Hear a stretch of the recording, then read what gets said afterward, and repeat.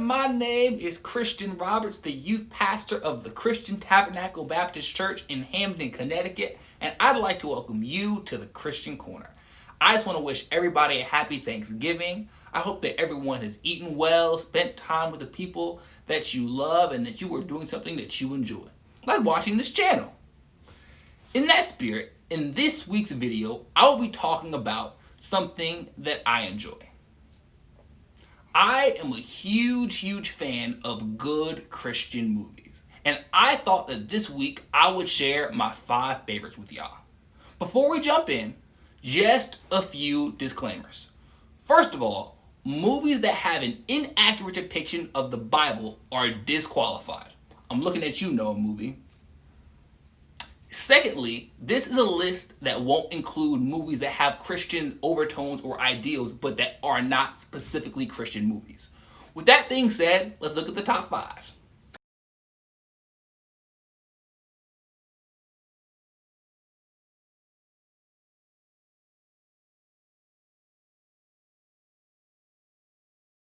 So this movie is a part of a trilogy, and it could be argued that this is not the best movie of the 3. And just to clarify, the movie that could be considered the best is the first one, because the second God's Not Dead's movie, it needs prayer. But the first movie centers around a college student who has to convince his philosophy class of God's existence after he refuses to admit that God is dead to his professor. And the movie also has this very underrated subplot in which a girl from a Muslim family converts to Christianity and is hiding it from her father. It's a great movie overall, but there are 2 reasons that it doesn't make the list for me personally.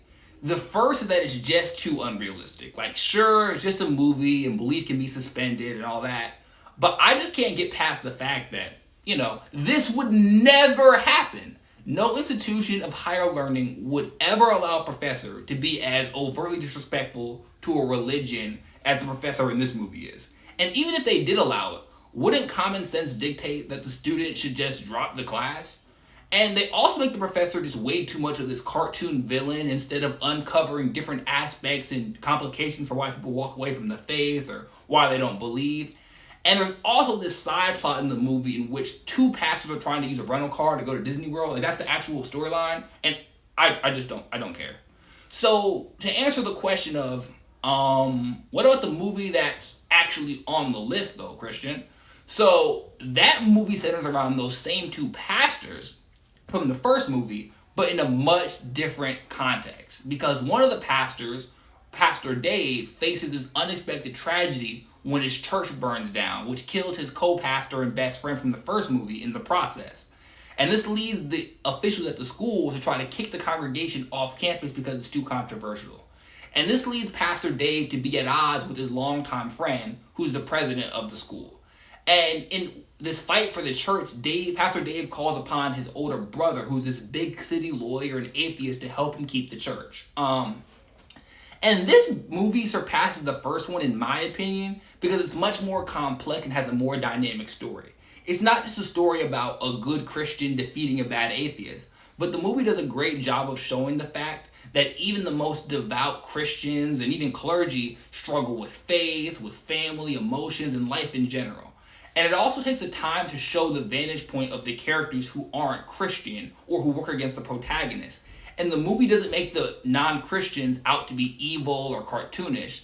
And the movie even briefly touches on racism when Greg Allen Williams, who's always playing a pastor, explains to Pastor Dave that the opposition and oppression that he's facing is commonplace for black pastors like him.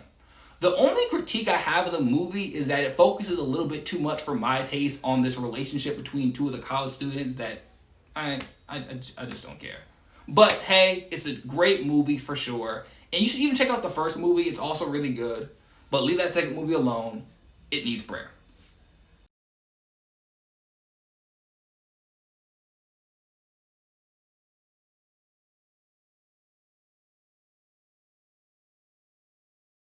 So this movie focuses on Sheriff Deputy Adam Mitchell, who's played by Alex Kendrick, who goes through this horrible tragedy in which his young daughter dies. And after her death, Adam vows to become a better parent to his teenage son and convinces his friends Nathan, Shane, David, and to sign a pledge that they'll all strive to become better Christians and better parents. This is just a straight up great movie, honestly. It's hard to get into what makes it so good without spoiling it or giving too many details, but I'll say this. Everything in this movie is at least decent, and a lot of it is really good. I think that the main plot around Adam, who's striving to become a better father after his daughter dies, is really powerful. I actually really enjoyed that. And then there's this subplot in which Nathan is trying to kind of guide his daughter on the right path when she starts to fall for this guy who's involved with the gang. And I think they actually do a pretty good job of telling that story.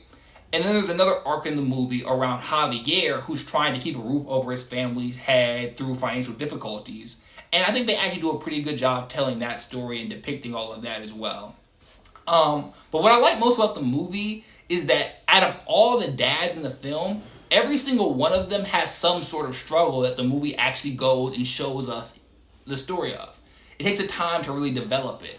For Adam, it's the fact that he showed favoritism to his younger daughter over his teenage son earlier because she was easier to deal with, and now he's having to reform that bond with his kid. And that's a really realistic struggle that a lot of parents do have. For Nathan, not only is he trying to beat trifling boys away from his daughter, but he also wrestles with feelings of bitterness towards his own dad who wasn't involved in his life. And then Juan, like we said, he's broke, he's struggling, he's constantly under pressure to keep a roof over his family's head, which, again, I think is good. And then there's even a surprising story with Dave, which I'm not going to say, but it actually comes out of nowhere, and I think it's pretty alright, and it's realistic, it's relatable.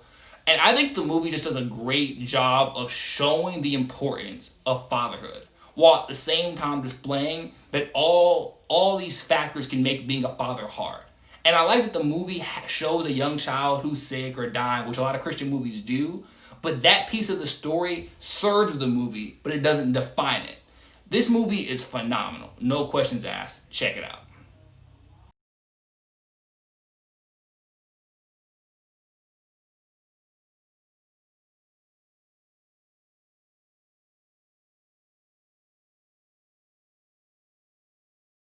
So this one is based on a true story, and it centers around Joyce Smith, a mother whose adopted son John falls through an icy lake which endangers his life. The main plot revolves around Joyce's refusal to give up hope and the emotional journey of John's time in the hospital. This is a really, really good movie. Chrissy Metz, who plays the mother, does a great job of getting you as a viewer invested in the movie. Dennis Haysbert, aka the Allstate guy, is also in the movie playing a doctor, and he actually is funny while at the same time not taking away from how intense the movie is.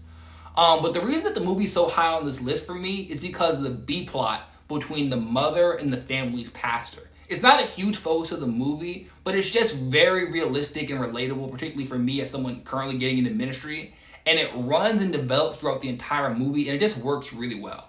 I would definitely recommend this movie, but it's not the best Christian movie about a parent with a child whose life is in danger.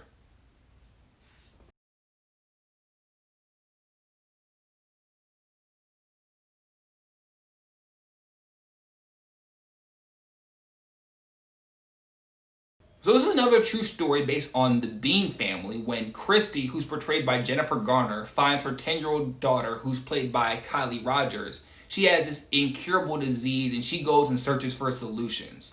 And this movie follows a similar template to a lot of other movies, including The Last Entry. It's based on a true story. The child faces grave circumstances. The mother wrestles with her faith and grief throughout the movie. The doctor is supportive, but also kind of funny. There's some powerful ending scene, and the ultimate outcome of the movie is given away by the title. But even though all that is true, and this movie is so similar to so many others, it just works anyways. And I think the reason for that is that the story goes beyond just being about a girl who's trying to survive. It shows the impact that can be had, both good and bad, based on how we treat people when they're going through pivotal circumstances and hard times. And additionally, while the girl is in the hospital, she becomes friends with this other girl who's also struggling with illness, whose father is a non-believer. And that plot actually has a really, really powerful conclusion. Also, the movie is also, I think it's helped by the fact that the family that's focused on has more than one kid. And the other child struggles with feeling neglected during Anna, the girl who's sick, during her illness. And all of these things add a level of nuance that isn't really there in Breakthrough. And also the ending and resolution of the film is pretty unique, and the acting by Jennifer Garner down the stretch is on another level. Overall, great movie. Definitely check it out. But it's not my number one choice.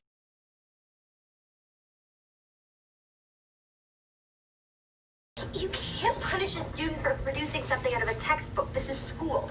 Art is not geography. So this movie is about a high school basketball coach who loses his team when the town's large manufacturing plant shuts down out of nowhere and hundreds of folks move away. And when this happens, the coach agrees to be the coach of the cross-country team, which he's not a fan of. And he only has one runner on his team, this girl named Hannah Scott, this troubled teen who Coach John looks to impact with help from an unexpected friend. And that's all I can say because it'll give away the movie. Now, similarly to Courageous, Overcomer is great because it tells multiple stories in a compelling and realistic way. However, what puts the movie over the top for me is the fact that unlike so many corny Christian movies, Overcomer doesn't force emotion and it doesn't push this bland, feel-good ending at the audience. Don't get me wrong, the ending of the movie is a feel-good ending, but it feels very authentic and earned. It shows us the breakthrough after a long journey of twists and turns and going into all these different emotions and aspects that I really enjoyed. And it made me feel the way that the movie wanted me to, which was genuinely happy. And the movie gets bonus points because it actually has a clear gospel presentation that's thoroughly given within the context of the film. I would definitely recommend this one to anyone who's looking for a good Christian film to watch. It is awesome. We hope that you enjoyed this video, and on behalf of myself, the Christian Corner, and Christian Tabernacle Baptist Church, we're wishing all of you a blessed, safe, and happy holidays. God bless.